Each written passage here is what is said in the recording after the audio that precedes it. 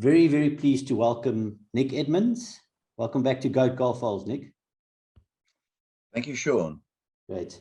Nick, I'm absolutely thrilled. You've designed the Nick Edmonds Home of Golf Goat Signature Golf Course. So the best 18 of holes of golf in Scotland, the Home of Golf, 1 through 18 as they play on the respective courses.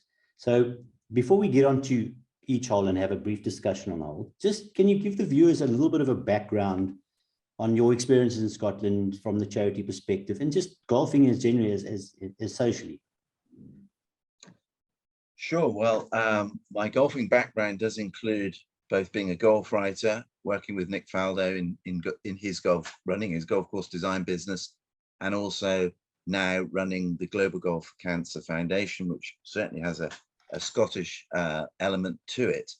So my golf writing was writing about golf, particularly focused on writing about golf courses of the British Isles, which means I have visited a significant number of golf courses in Scotland, including, very fortunately, just about all of the great links courses in Scotland. So don't be surprised if the 18 courses I pick are not all links courses.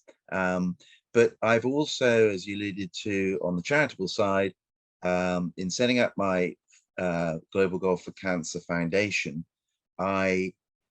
one of the ways of launching the campaign was to do 4 what I call golf walks, which is walking with a set of golf clubs on my back around a certain, well, initially around the whole of the west coast of Ireland, and then I did a walk in the Home of Golf. So I walked from Turnberry to Dornoch via St Andrews, which I guess was about a 400-mile walk with a set of clubs. And because the foundation is all about the number 4, Global Golf for Cancer, so I would play the 4th hole at each of the golf courses I visited en route, which included 25 of the finest links courses in Scotland, as I say, between Turnberry and Dornoch.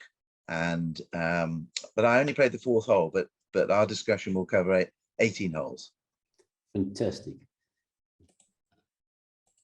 So let's get cracking. So I'm not going to pronounce the name of the course because I don't know how to, but what I'm going to lead with you is, and you're in esteemed company because Jack Nicklaus considers this the best opening golf hole in the world. He does, and I'll help you with the pronunciation. Machrihanish, okay, which is at the tip of the Mull of Kintyre, far southwest of Scotland. Scotland, if you can see my finger, does a loop around in the southwest, and so the tip of the Mull of Kintyre is, for instance, a 4-hour drive from Glasgow. It's one of the great drives.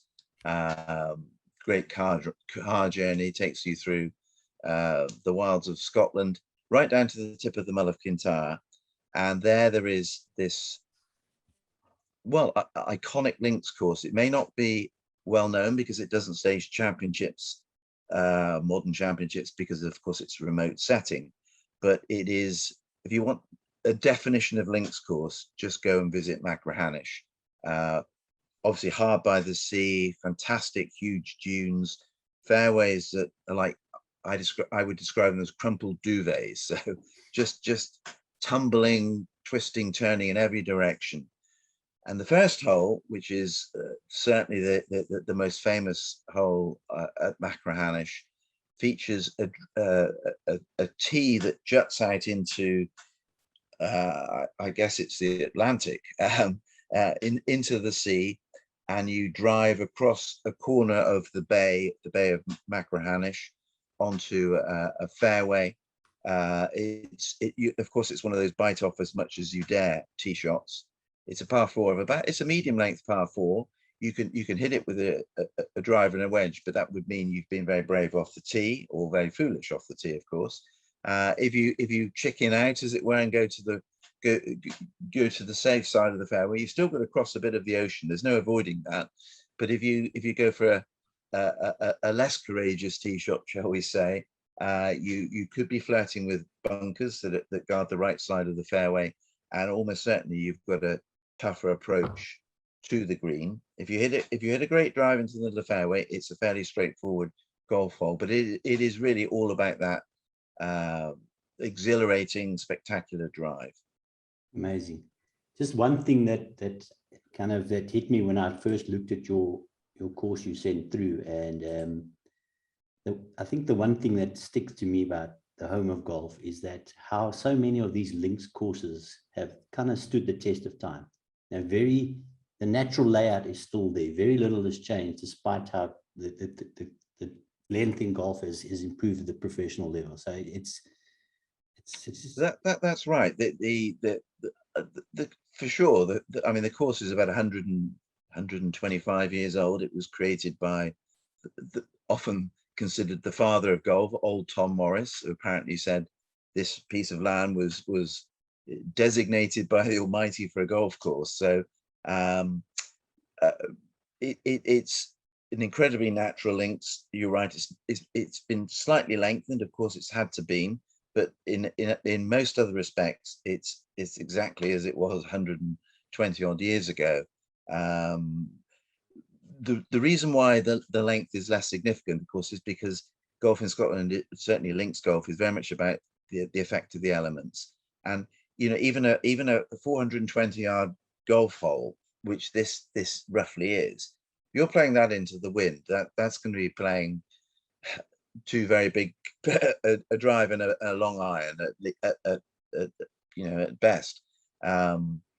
If the wind's at your back, of course, that's different. But having said that, if the wind is really blowing, then it's an intimidating tee shot, whether it's at your back or you're facing it. So the elements come into play a lot. And in fact, at the tee shot at Machrihanish, quite often, if it's blowing off the ocean, it's blowing across from left to right as you hit your tee shot. Okay, what a start. Yes. Okay, let's go on to your second hole. So you've gone up north of Inverness and Castle Stuart golf links. Talk us about this. Talk us through the second hole there. Well, as ancient as Machrihanish is, our opening hole, Castle Stuart is a very modern links. It's 12, 13 years old, that's all. Created by Gil Hantz, who's one of the great modern architects. The other end of the spectrum from old Tom Morris, you could say. And it's at the other end of Scotland, you're right, it's in northeast Scotland. I would say probably due east of Inverness, not too far from Inverness. Beautifully situated over the Murray Firth. It looks out towards the Black Isle. A beautiful setting, very different from Machrihanish, and a very different golf course, because being 12 or 13 years old, it's hard to describe it as a very natural golf course. Having said that, it certainly has the feel of a very ancient golf course, but it is different from Machrihanish in the sense Machrihanish has typically got pot bunkering style, whereas at Castle Stuart you'll see more sort of waste areas. But Castle Stuart is a wonderfully strategic links course. It's brilliantly designed in my opinion, and I wouldn't have said it's the most, from a golfing perspective, the land, it didn't have fairways that naturally tumbled, etc. It was relatively flat, but what's been created there, as I said, you might think it was 100+ years old. That's the skill of the architect, of course. Yes, if you're going to think of the top 4 or 5 golf courses built in the British Isles in the last since the war, Castle Stuart would be right up there. It is that good. And the second hole is a par 5 of it's not the longest of par 5s, but it's again exhilarating to play, because the fairway hugs the ocean all the way from tee to green, and there's some fairly significant elevation changes. It's Castle Stuart is a golf course that right from the outset, you feel the quality, and you see the views. You really enjoy the Castle Stuart experience right from the beginning. And the second hole, I'm very happy to include that in my signature 18. Excellent choice. Excellent choice. Fantastic. Now we're on to the third hole, and you've gone to Shiskine, if I'm pronouncing that right. Talk us through. This is a par 3.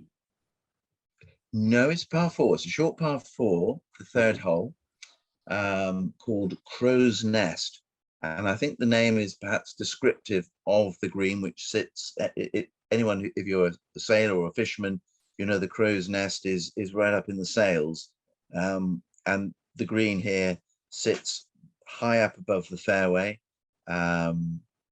Shiskine is, and you did pronounce it correctly, Sean. Shiskine is on the island of Arran, which is, again, we're back on the west coast of Scotland. The island of Arran is often described as Scotland in miniature, but I tell you, Shiskine is a unique golf course. For a start, there's only 12 golf holes. The third and the fourth are the ones people often talk about because of there's a dramatic rocks that form well, a stunning backdrop to the golf course, and the third and the fourth hole go very close to those rocks. As I said, it's an uphill. You drive and then you drive uphill, and your second shot is almost certainly fully a blind shot over the dunes to this green the Crow's Nest. From there are views over the whole of the links. You can sense that you're on an island. It's like nowhere else really in Scotland, this particular corner of Arran. We're going to go on to your fourth hole, and you've gone to Cruden Bay. Cruden Bay. Cruden Bay, which is about 25 miles or 40 kilometers north of Aberdeen. It's some great golf courses in Aberdeen, but if you were visiting what's known as the Granite City, Aberdeen, Royal Aberdeen is a fantastic golf course, but don't miss playing Cruden Bay. It's I once called it the Ballybunion of Scotland, in the sense that the sand dunes are just about the biggest you'll confront on any links course in Scotland. It's again another stunning location, possibly one of the most scenic golf courses in Scotland for sure. There used to be a hotel there a century ago, which was known as the Palace in the Sandhills, which kind of gives you a sense of it was a special place. It was also a bit of an eerie place because you'll see a ruined castle from the golf links, and that castle is the castle that apparently inspired Bram Stoker when he wrote Dracula. Wow. So you've got to be careful who you speak to when you play that golf course, and particularly when you play the fourth hole, because that's one of my signature holes. It's a par 3, and it has it's called Port Errol. The name of the golf hole comes from the fishing village that you'll see off to your left. There's also a sort of a torrent of water that runs down the left side. But this is a par 3 that plays towards the sea, often into the wind. And the green you actually go from sand dune to sand dune, if I can put it that way, across a hollow. So again, another exhilarating tee shot across a hollow to a green that sort of sits in a kind of in a ledge, backed by and surrounded by sand dunes. I think quite possibly the best par 3 in Scotland. I'll nail my colours to the mast. There you go. Wow, that's incredible. And it's funny enough, in my notes here, when I print it out, I can't read my notes. But I was meant to ask you before we went onto the fourth hole. I mean, obviously global golf 4 cancer, number 4 is, I mean, I don't know how you managed to single one fourth hole out, but that Cruden Bay wasn't must easy, be and I absolutely. probably offended a lot of golf clubs in Scotland. There you go. Yeah. No, I mean the fourth hole, because of Global Golf Council flying the flag on the fourth hole. The fourth hole, any golf club in the world is the special hole to me. So I visited a lot of great fourth holes in Scotland, but I feel that the fourth at Cruden Bay is the finest of the fourth holes. Sure. Par threes are always very memorable. I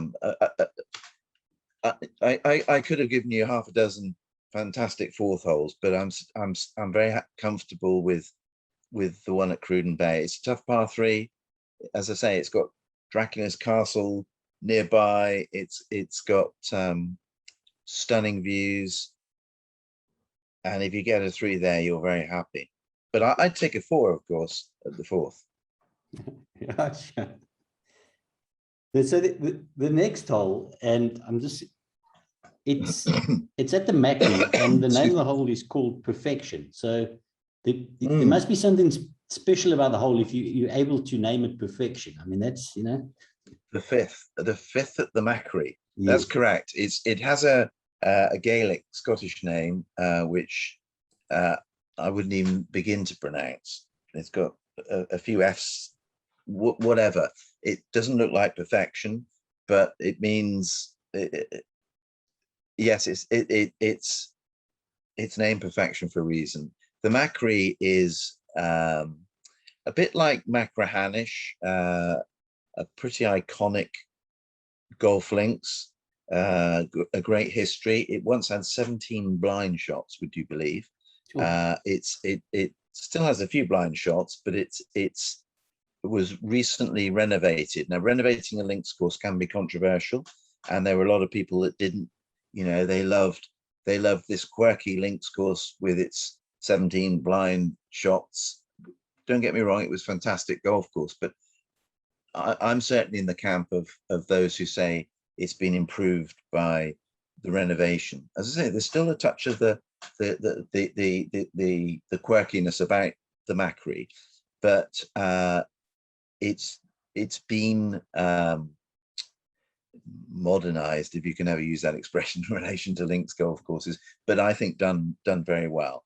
And the Machrie, again, an exceptional location. It's on the island of Islay, which, if you're a bit of a whiskey connoisseur, you might know that in this small island there are 7 whiskey distilleries, some of them absolutely household names like Bunnahabhain, Bowmore, Ardbeg, but this, as I say, there's at least 7 of these distilleries. So you might see the odd tipsy golfer as you play the 5th hole, but the 5th hole is, in my view, probably the best hole at the Machrie. And it's, we talked about at Shiskine how you play up to a green that in a ledge. Well, here you actually, the green nestles down in a dell, and the fairway, after a fairly difficult drive towards a marker post, which if you're offline, you could have a blind second shot, but if you hit a good tee shot, you can see everything in front of you, and the fairway tumbles in 3 tiers probably down to a green, not far from the sea, beautiful backdrop, and again you have that, certainly that island experience. So I mean, the Machrie has a very nice hotel attached to it. I'm not a member there, but I'm going to say wonderful place to visit. Wonderful place to visit. Amazing. Just on a side note, do you know who perhaps done the renovations? Yeah, no, I do know. Yeah, DJ Russell was the name. He also worked on oh, what's the name of the one? In quite close to the Renaissance in Scotland, not far from Muirfield. I should know the name of it, but he's an ex-tour player who has certainly done a very good job at the Machrie, of, as I say, turning this from the 19th century into the modern world, but without losing its charm and the quality that made it such a special golf course. I think that's been preserved. Amazing, amazing. That's the 5th covered. Now, I'm incredibly excited to talk to you about your next choice here, because it's one of the few courses that I haven't played, but I have been to the course. And I just love the history behind this hole. So we're talking of the 6 at Carnoustie, Hogan's Alley. So people will know the history. It's been renamed after Hogan's victory there. It was back in 1953. It's a spectacular golf hole. Tell us how you approach the 6 there. Yes, indeed. The 6th is a par 5, which can be reached in 2 shots, as indeed most par 5s can. But it can only be reached if you are extremely brave and extremely accurate, because that was how Ben Hogan conquered the 6th hole when he, as you say, won the 1953 Open. He had 4 birdies at that hole, birdied it in each round. He did it by hitting an arrow straight drive between an out of bounds fence that runs all the way along the left side and challenging sort of an echelon of bunkers along the right side. He's the sort of the chap that could thread the eye of a needle. So with a golf ball and a driver. So Hogan did it 4 times. They in 1953, and I think on the 50th anniversary they renamed the hole Hogan's Alley in his honor, and there's a plaque there, I know. It again, a bit like the first at Machrihanish, it's about the drive. It's an exhilarating, fearsome tee shot, but you can sense the history. You know, this is the great Ben Hogan stood here in the only Open Championship he ever played in. He conquered that hole, and of course he conquered Carnoustie with ever decreasing rounds. That was another one of the great features of Hogan's win in 1953. Each round was lower than the others, and he won by 4 shots. Never played in an Open again. It's kind of an extraordinary story, isn't it? Yeah, that is incredible. I actually didn't know that. It's fascinating. I mean, yeah, and Carnoustie is a great golf course to have within any signature 18. And it's got a number of great golf holes. I mean, I selected the 6th, but again, there's a lot of history surrounding a lot of other holes at Carnoustie. I don't want to offend French people by talking about the 18th hole, and you know what I'm alluding to, the Jean Van der Velde episode. But I think you know better to focus on the great stories that have happened, or the great feats that have actually taken place at Carnoustie, and that there are many. I mean, from Gary Player also winning an Open there, Tom Watson won his first Open there, and so Hogan, Watson, and Player, you couldn't get a greater trio of golfers, could you?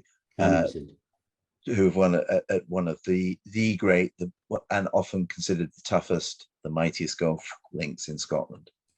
I'm glad you mentioned that, and it's one of the courses I can speak a little bit to, because as I said, I was there for the infamous 99 Open. It was not growing up with links golf. It was fascinating, and the one thing that struck me during that is firstly how firm and fast the course was playing, and how narrow they made the course. And the thing that struck me, and I think I followed Sir Nick around for quite a bit, but it was how unsure it made the players, because I mean the judgment of distance, if you were going to carry a knoll or just land in front, it was crucial, you know. And they were actually kind of, to a degree, perplexed. They were actually, you know, obviously blatantly kind of look what their partner was hitting off the tee to have an indication of where they could carry the ball to, and you know, it was fascinating. Yes, it's a relatively flat links as well, and so you don't get the elevation changes. It is, I think that makes judgment of distance all the tougher. And you know, I remember that 1999 Open well as well. I was was walking a number of the golf holes with Nick Faldo that time. So who knows? We may have come across each other then. Yeah. Nick, we've come to the end of our first episode, so the first 6 holes. It's been absolutely fascinating. I'm enthralled. It's absolutely incredible. There's the mystique, the history, the classic golf that occurs in the home of golf. Just it's so special. And I'm thoroughly enjoying talking to you about these holes, and your selections have been absolutely fantastic so far. So we look forward to seeing the next. Well, thank you. And I mean, it is in just 6 holes, you've got an extraordinary variety, haven't you? From Shiskine and Machrihanish to the likes of Carnoustie and a more modern links in Castle Stuart. So no, I've enjoyed those 6, and the next 6 we'll look forward to. No, 100%. Just before you go, just a couple of thanks, if that's in order. Obviously, thanks to the viewers, and obviously by viewing the video and sharing the video, you're creating awareness for Global Golf for Cancer. Incredible foundation. Obviously, if you want to see the next episode with Nick's next 6 choices, 7 to 12, make sure you subscribe to Goat Golf Holes. Obviously, then follow Global Golf for Cancer on your favorite social media platform. Keep up to date there. And then just a huge thanks to 2 esteemed photographers who have provided footage for us, David Cannon and Kevin Murray. And then finally, and obviously most importantly, Nick, thanks for your time. And it's an absolute thrill talking to you about the home of golf, Signature Golf Course. Pleasure. Thank you, Sean. I've enjoyed taking myself back to Scotland. 100%. I'm going to sign off, and we hope to see the viewers back on the next episode. Thank you.